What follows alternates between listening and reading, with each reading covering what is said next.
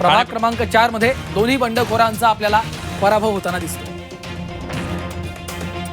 भाजपच्या आशा सिंह आणि सेनेचे सिद्धार्थ पांडे हे विजय झाल्याचं आपल्याला पाहायला मिळत आहे। बंडखोरांचा प्रभाग 4 ठाण्यामधल्या पराभव झालेला आहे। ठाणे प्रभाग 4 मध्ये दोन्ही बंडखोरांचा पराभव झाल्याचं पाहायला मिळत आहे, तर भाजपच्या स्नेहा आमरे आणि मुकेश मोकाशी यांचा विजय झाल्याचं पाहायला मिळत आहे। आणखी एक महत्त्वाची अपडेट, धारावीमध्ये ठाकरेंच्या सेनेच्या अर्चना शिंदे पुढे आहेत।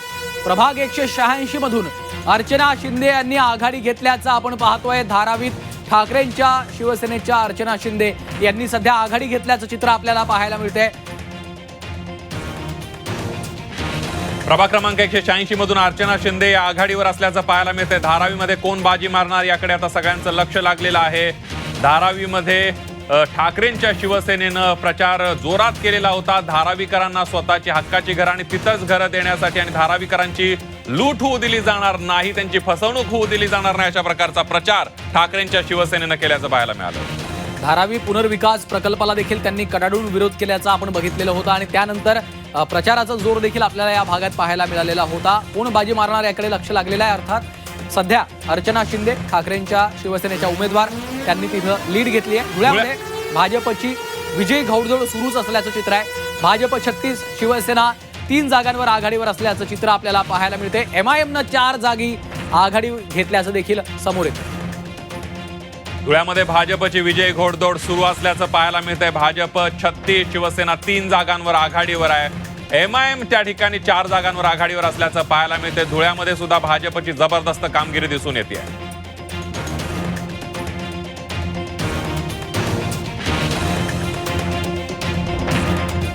धुळ्यामधलं हे चित्र आपण बघूयात कशा पद्धतीनं भाजप 36, शिवसेना 3 आणि इतर पक्षांना म्हणजे इतरमध्ये MIM आहेत 4 MIMच्या जागा या ठिकाणी आघाडीवर असल्याचं पाहायला मिळतं आणि कुठेतरी धुळ्यामध्ये सुद्धा भाजपच मोठा पक्ष आता दिसून येतोय।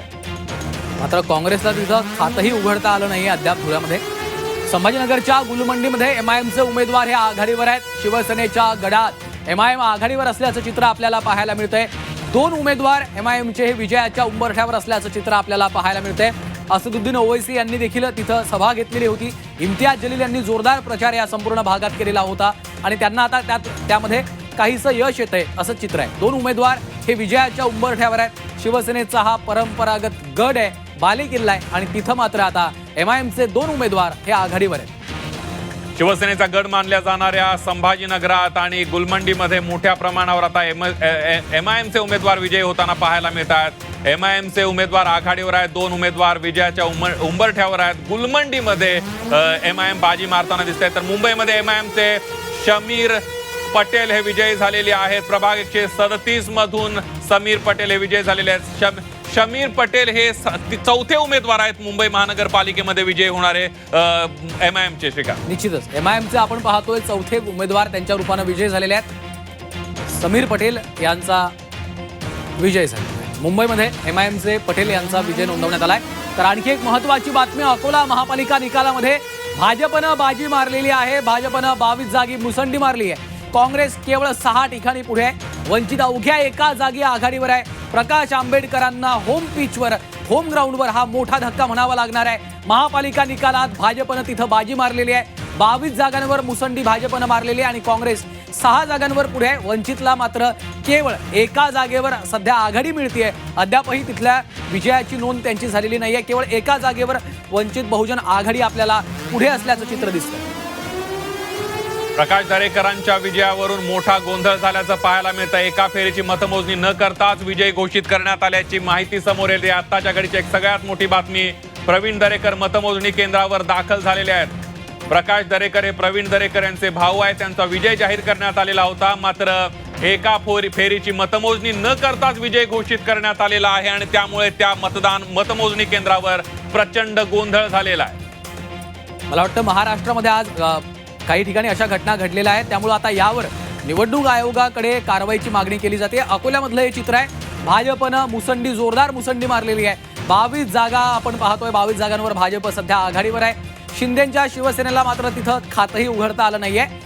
0 जागा त्यांच्या वाट्याला जात आहेत। अजित पवारांच्या राष्ट्रवादीला देखील आपण पाहतोय तशीच काहीची परिस्थिती आहे। 0 जागांवर अजित पवारांची राष्ट्रवादी, उद्धव ठाकरेंची शिवसेना देखील 0 जागा त्यांना मिळताना दिसत आहेत। अकोल्यामध्ये उल्हासनगरमध्ये भाजप आणि शिवसेनेमध्ये काटेकी टक्कर पाहायला मिळते. भाजप 18 ठिकाणी तर शिवसेना 14 ठिकाणी आघाडीवर असल्याचं पाहायला मिळत आहे.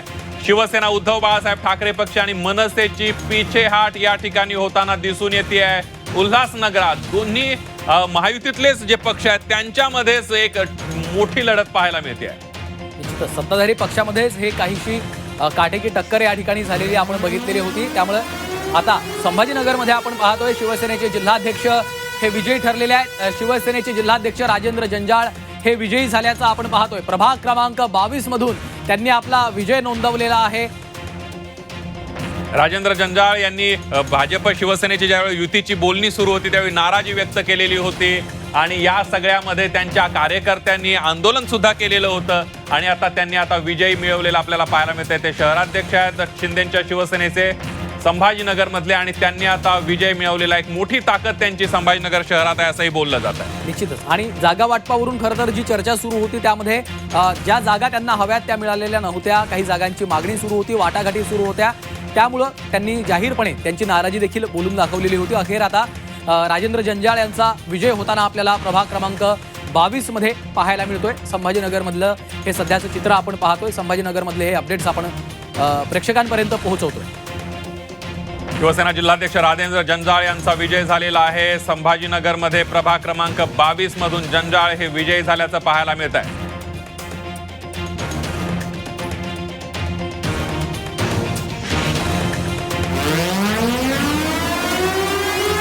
पिंपरी चिंचवडमध्ये अनुराधा गोरखे पिछाडीवर आहेत. अनुराधा गोरखे आमदार अमित गोरखेंच्या मातोश्री आहेत. राष्ट्रवादीच्या निलिमा पवार गायकवाड आघाडीवर असल्याचं पाहायला मिळत आहे. पिंपरी चिंचवडमध्ये अनुराधा गोरखे या पिछाडीवर असल्याचं पाहायला मिळतंय. राष्ट्रवादीच्या उमेदवार त्या ठिकाणी आघाडीवर आहेत. अनुराधा गोरखे आमदार गोरखे यांच्या नातलग आहेत, त्यांच्या मातोश्री आहेत. त्यामुळे आपण पाहतोय की पिंपरी चिंचवडमध्ये अनुराधा गोरखे सध्या पिछाडीवर असल्याचं चित्र आहे.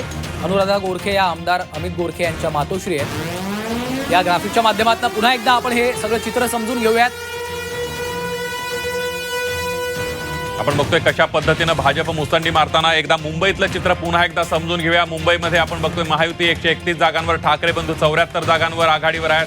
काँग्रेस आणि मित्रपक्ष 15 जागांवर तर इतर 8 जागांवर आघाडीवर असल्याचं पाहायला मिळत आहे. मुंबईमध्ये भाजपची कामगिरी आतापर्यंतची सगळ्यात मोठी ऐतिहासिक 102 जागांवर भाजप आघाडीवर आहे. सांगलीमध्ये जाऊयात. सांगलीमध्ये आपण पाहतोय भाजपचे 24, राष्ट्रवादीचे 8 उमेदवार हे विजयी झालेले आहेत. काँग्रेसला 8 जागा मिळत आहेत तर शिवसेनेला केवळ 1 जागा मिळालेली आहे. सांगलीमधलं सध्याचं चित्र आपण पाहतोय. त्यामुळे महापालिकेमध्ये आता कमळ फुलण्याची शक्यता तिथं वर्तवली जाते. कारण 24 जागांवर मुसंडी मारलेली आहे भारतीय जनता पार्टीनं. काँग्रेसच्या वाट्याला 8 जागा जाताना दिसत आहेत. शिवसेनेच्या खात्यामध्ये केवळ 1 जागा आपल्याला तिथं पाहायला मिळते. त्यामुळं सांगली महापालिकेमध्ये कमळ फुलण्याची शक्यता वर्तवली जाते.